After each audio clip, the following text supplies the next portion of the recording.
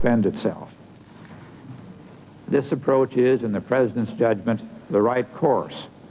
E caso o levantamento do embargo se verifique, já há potenciais vendedores. O ministro dos Negócios Estrangeiros iraniano, Ali Akbar Velayati, atualmente a visitar a Arábia Saudita, admitiu já a hipótese do seu país vir a ajudar militarmente os muçulmanos bósnios. Os riscos de uma maior internacionalização do conflito foram também abordados hoje em Roma, na reunião da UEO. Os ministros da União Europeia Ocidental tentaram mais uma vez concertar estratégias comuns para a Bósnia. E à espera do próximo passo da comunidade internacional está, obviamente, aquela república da ex-Jugoslávia. Em Sarajevo, a martirizada capital, as condições de sobrevivência são de novo dramáticas. Passado um inverno de grandes dificuldades, agora é a aproximação do verão que angustia os habitantes da cidade. Sem água, eletricidade e gás, todos tentam sobreviver como podem. Plantar sementes em qualquer espaço disponível e recolher todo o tipo de ervas comestíveis passou a fazer parte do dia-a-dia de muitos dos habitantes da cidade. Militarmente, Sarajevo tem estado relativamente calma. Bem mais calma que, por exemplo, Mostar. Apesar do encontro de ontem entre os seus dois presidentes, croatas e muçulmanos continuam a sua batalha pela posse da cidade. As promessas de paz, ontem adiantadas na reunião de Medjugorje e transmitidas pelo presidente croata Franjo Tuđman a uma multidão entusiasmada, aparentemente ainda não chegaram a esta cidade no sul da Bósnia. Americanos a retomar o esforço negocial na Bósnia. Hoje em Washington, outras negociações por um motivo completamente distinto. Estados Unidos e Portugal reuniram-se para continuar uma conversa antiga, o acordo sobre a base das Lajes, nos Açores. A conversa entre portugueses e norte-americanos destina-se a alterar um acordo de 42 anos. Está, portanto, já desajustado neste período do pós-Guerra Fria. Os Estados Unidos, que têm vindo a encerrar várias bases na Europa, continuam interessados em utilizar as Lajes, que nada perderam da sua importância estratégica. A única diferença é que tanto Washington como Lisboa pretendem alterar o conteúdo do velho acordo. Os norte-americanos querem diminuir as comparticipações financeiras. Os portugueses pretendem uma cooperação que não seja apenas militar.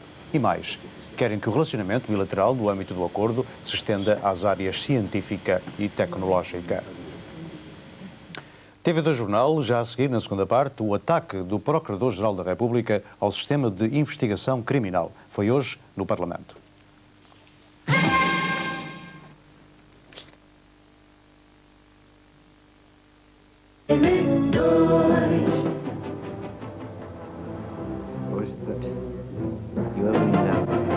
Este homem tem um só objetivo: arruinar os responsáveis pela sua baixa condição social. E não tente impedi-lo.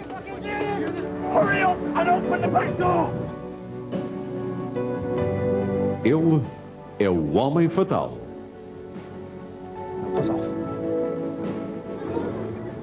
Uma série de humor para ver sábado à noite na TV2.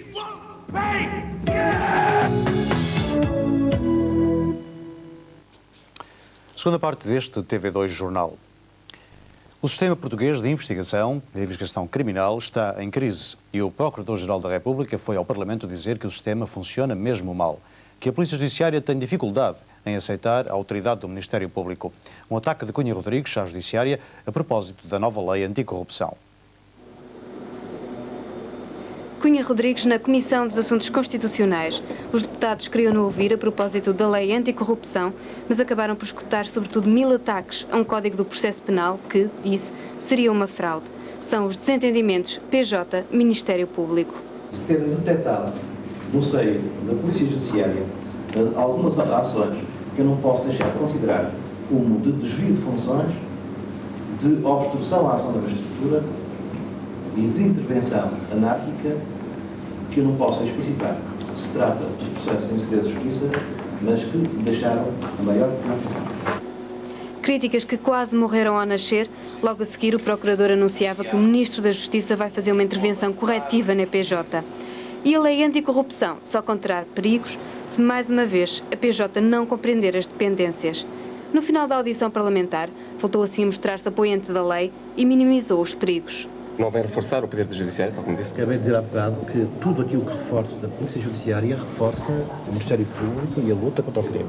Desde que se possa tornar efetivo o princípio de dependência funcional das polícias, que há bocado ouviram aqui traduzir-se em várias aplicações concretas, como meios para requisitar agentes da polícia, meios técnicos e logísticos para o Ministério Público e para a polícia também. O apelo que lhe fez presa de Carvalho nas últimas jornadas do PST em relação à sua candidatura a Belém?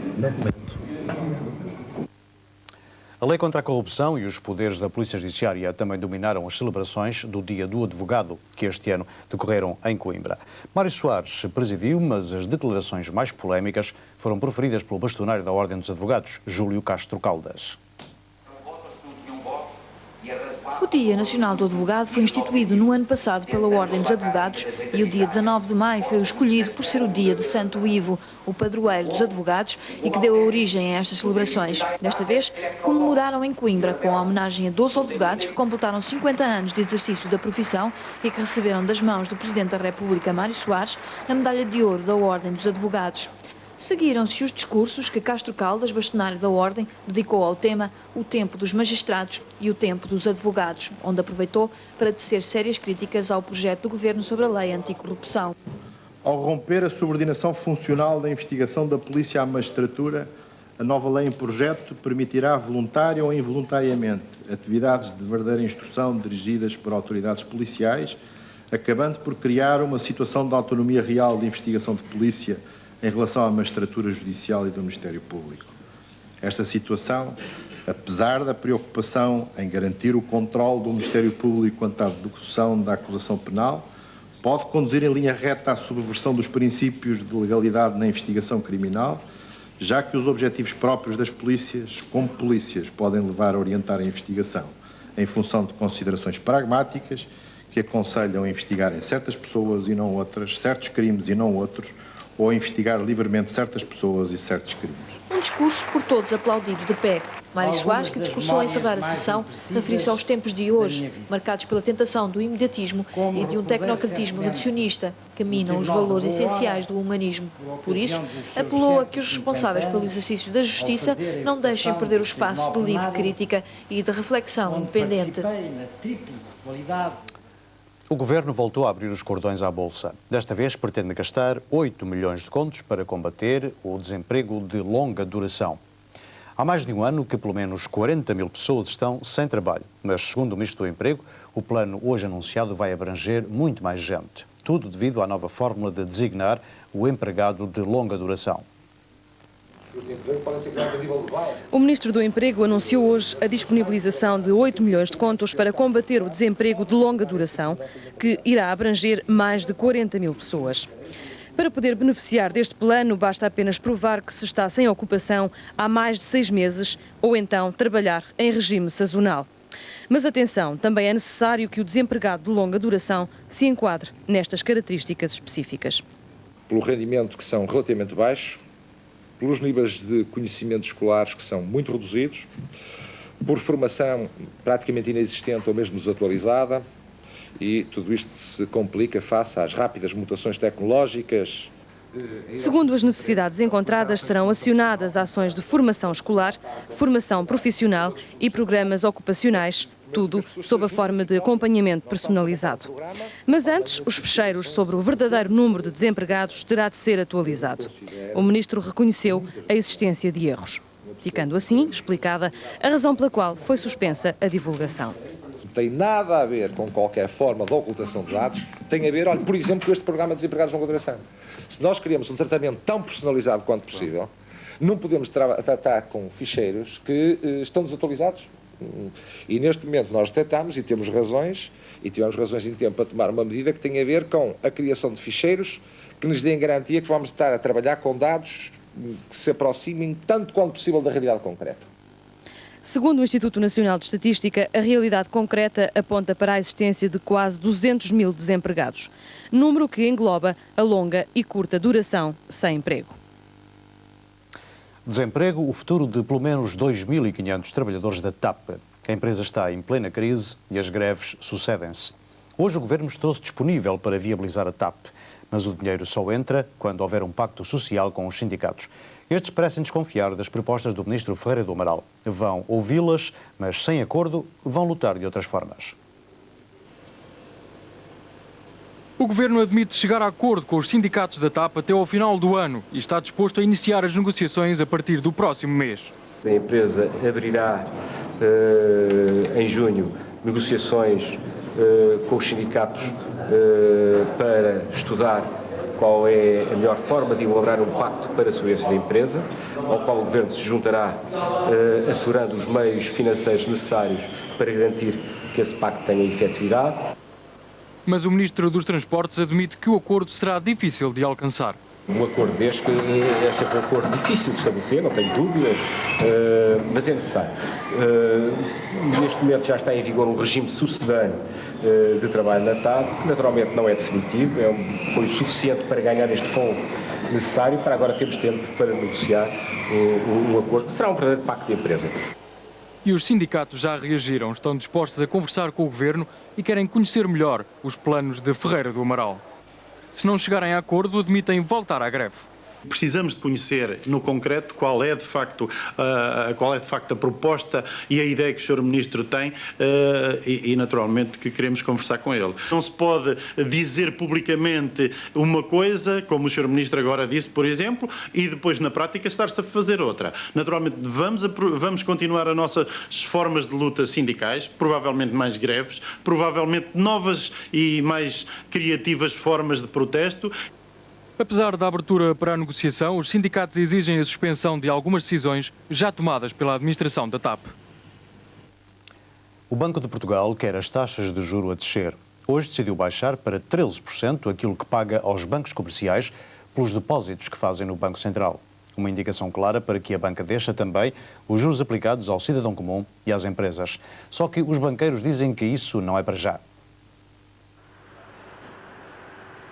Hoje, o Banco de Portugal foi muito claro. Os juros têm que baixar. E, para dar o exemplo, reduziu fortemente a taxa de juro que ele próprio paga aos bancos comerciais. Em vez dos 17% que oferecia há uma semana atrás, o Banco de Portugal anunciou hoje à banca que não pagaria mais de 13% pelos depósitos a 7 dias. Foi uma descida de 4 pontos apenas numa semana. Mas os bancos comerciais já disseram que não vão ser tão rápidos a baixar as taxas para os clientes. Parece que estão criadas condições no sentido de um ajustamento para baixo suave da evolução das taxas de juros e penso que os reflexos que se verão sentir com certeza nas próximas semanas. Penso que ainda é muito cedo, mas que enfim, é natural que venham a acontecer novidades na evolução das taxas de juros nas próximas semanas. A verdade é que continuam muito altas as taxas de juro médias praticadas pelos maiores bancos portugueses nos empréstimos aos seus clientes. Ainda anteontem, a Associação Portuguesa de Bancos divulgou taxas de referência acima dos 20%. São estes os valores que a maioria dos portugueses tem que pagar. E como os bancos são livres de combinar entre si o que vão cobrar pelos empréstimos, os juros só descem quando eles quiserem. Ficamos à espera que os banqueiros se decidam e deixam então as taxas de juro. Isto num dia em que o presidente Clinton reconheceu o governo de Angola, uma decisão tomada depois da UNITA ter recusado aceitar um plano de paz. A Inglaterra prepara-se para ratificar o Tratado de Maastricht e desta vez John Major não terá dificuldade em fazer passar o tratado na Câmara dos Comuns, apesar da oposição dos eurocéticos.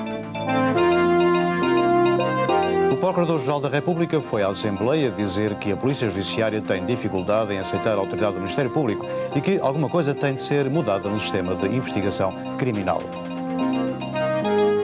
Foi o TV2 Jornal, 111 anos depois de ter sido publicada a primeira lista telefónica em Lisboa. Boa noite, até amanhã.